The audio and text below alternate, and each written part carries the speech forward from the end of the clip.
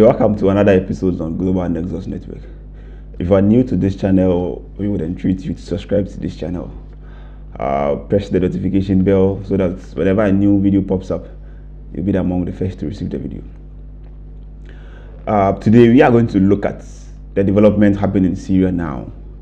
The development that has led to the fall of the Assad regime, and also make some comparison as to whether what is happening in Syria right now could be compared to what happened in Libya that's led to a brutal civil war and a devastated country in 2011.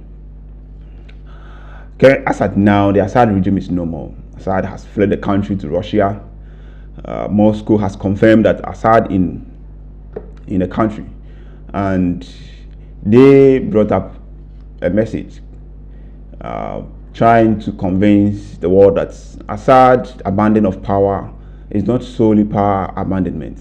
Assad exiting the country was a negotiated exit with the rebel groups who are in charge of the country now. But other reports coming from the country, the Syrian country itself, also suggest that Assad was pursued out of the country. Assad first left his palace to the Russian base, and the rebel forces were closing in, so Assad needs to be evacuated from the country. So allegedly, Assad was carried from the country by Russian forces to Russia, just like it happened in Ukraine in 2014 when Yanukovych was also being pursued by his own people from the country. So that is the current situation with the Assad regime and the Syrian country now as I'm talking to you. But that is not what we want to look at right now.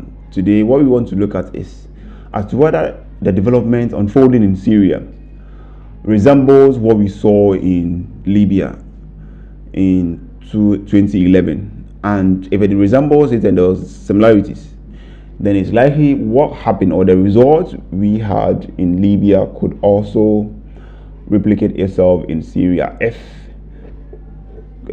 concrete measures are not adopted in Syria right now, because the world cannot have another Libya.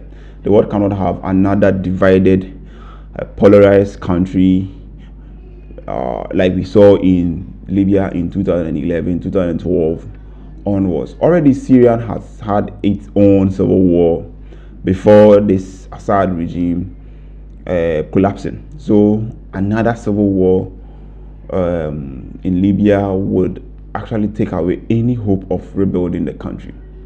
Don't forget that the Syria crisis has caused a lot of refugees, a lot of problems in other countries. The spilled over effects, not only with regard to humanitarian issue, but also economic implication. There's a whole lot happening in and around the Middle East as a result of the Syrian civil war.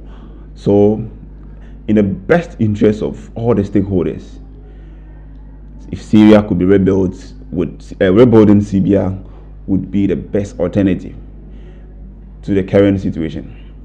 So the Syrian regime was expected to fall long as early as when the Arab Spring started. The Arab Spring that led to the fall of a lot of dictators in the Middle East. Even governments whom were not deemed dictators still fell. So the Syrian regime was expected to fall along with those ones, but because Assad had massive support from Russia, Iran, and also Hezbollah, the regime has managed to withstand all these while. So now, almost over 10 years after the Arab Spring, Assad is still holding on to power. And also, people also attribute this to the fact that the Western countries who are always been looking for the regime to fall, as in trying to find alternatives to the Assad regime, has also been very reluctant in coming forth with support to the rebels, just like we saw in Libya. But in Syria, you're not seeing that much interest to get rid of the regime, to find alternatives to the Assad regime. And also, other attribution also goes to the fact that the Syrian rebels are not organized as we saw in Libya. They are not well organized, and also their coalition is not as strong as we are seeing in Libya. That is why the Assad regime has been able to withstand all this while fighting for over a decade after the Irish Spring. But people also knew that this was bound to happen eventually. And eventually, Assad has abandoned power in Syria and has fled the country to Russia.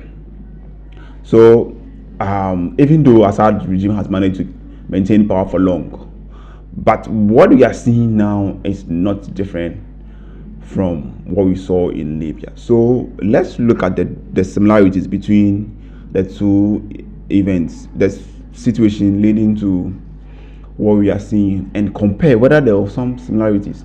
And if indeed there's similarities, that means we are likely to see what we saw in Libya after the fall of the Gaddafi regime. And if that is the case, is the world ready for anything like that? And if the world is not ready, certainly we need to do something about it to offset a situation of that nature. So if I try to look at Syria from 2011 coming, almost every year there was new rebel groups or resistance groups emerging.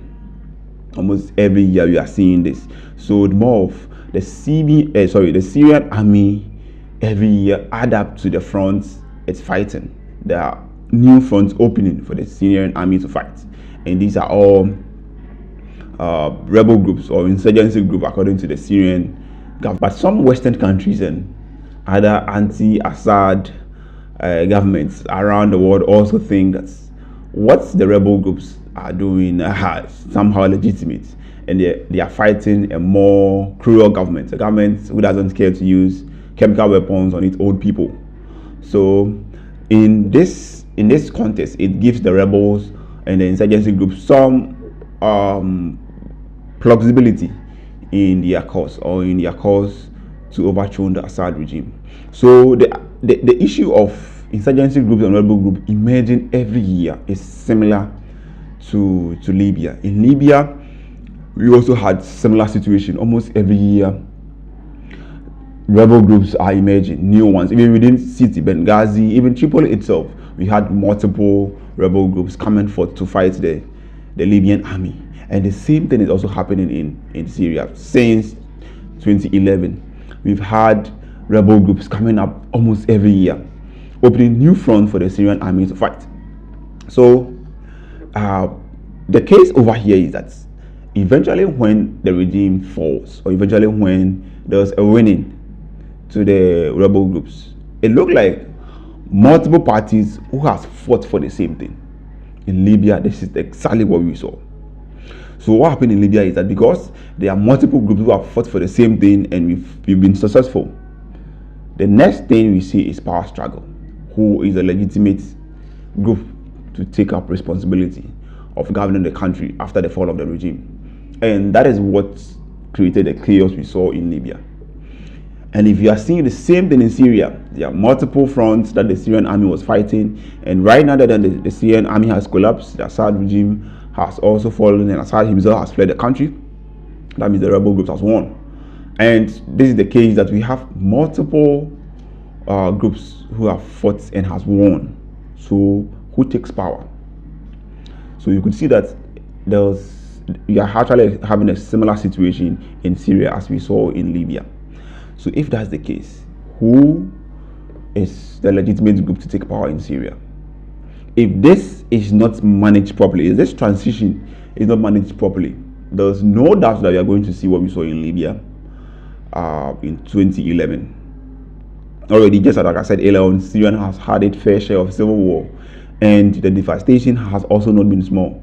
Has been just like any other civil war the world has experienced. So Syria needs rebuilding instead of another civil war. In Syria, there isn't natural resources like Libya, like we had in Libya, but there are still other factors that come in to actually motivate people to pick up arms and then also fight one another. Issues of revenge and ideologies, and also other groups such as ISIS and other groups which are classified as terrorist organizations, and they are all there. So we actually need to prevent another civil war in Syria. If you actually look at the response of the Western countries and also UN, you could see that a sense of a likely civil war in Syria is is really growing, because few hours after the fall of the regime, we had Western countries and even the UN, US, UK, and France sending messages of willingness to work with the rebel groups. There have been delegations from UN, UK, France, and all those countries into Syria, having initial talks on how they could have a smooth transition or smooth transfer of power from the existing government to the rebel and all parties involved in actually overthrowing the Assad regime. So people are seeing this as a sign of hope for the Syrian people and a sign of hope for the rebuilding of Syria. But the question then becomes, did we not see similar things in Libya when the Gaddafi regime failed? Of course, we saw something of that. Right after the Gaddafi regime, there was UN delegations that went to Libya to initiate talks on how they can have a smooth transfer of power. Other countries, France, US, and most countries also played their role. But eventually we saw what we saw. What happened was not good. So how did we actually manage this thing very well? How did we ensure that there isn't what we saw in Libya in 2011? The Syrian army was fighting multiple fronts of insurgency, just like it was happening in Libya as those times. That means that there was a lot of insurgency groups and rebel groups who were fighting the Syrian army, and most of them are independent. In Syria, the problem that kept Assad in power for so long was the fact that these groups were not properly organized. Their coalition was very weak. They could not trust one another, so they hardly worked together. But some also worked together, but they were not organized. So that suggests that we have a lot of them all fighting for the same thing, and usually that is where the problem comes from. That is what the problem comes from, because that is what creates power struggle.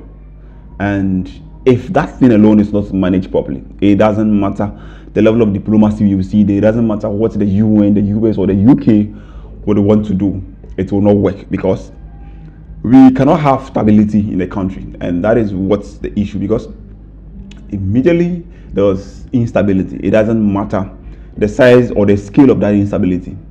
When revenge sets in, everything will be brought to its news. It doesn't matter the progress.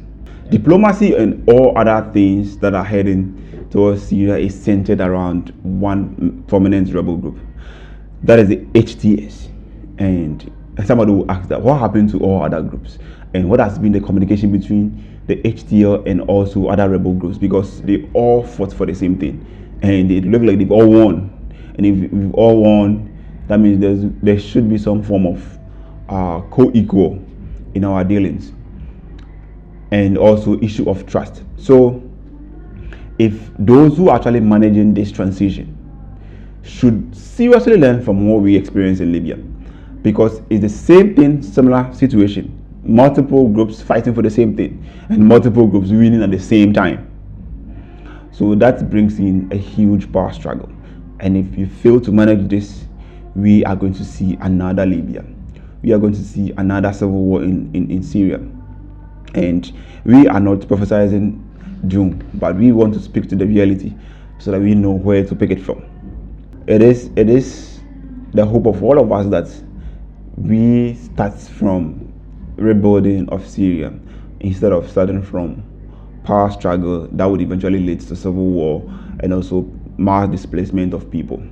If you are new to this channel, subscribe to this channel and press the notification bell. Keep on supporting this channel, and you will be among the first to receive our video whenever a video is uploaded. My name is Alex, and this is Global NEXUS Network.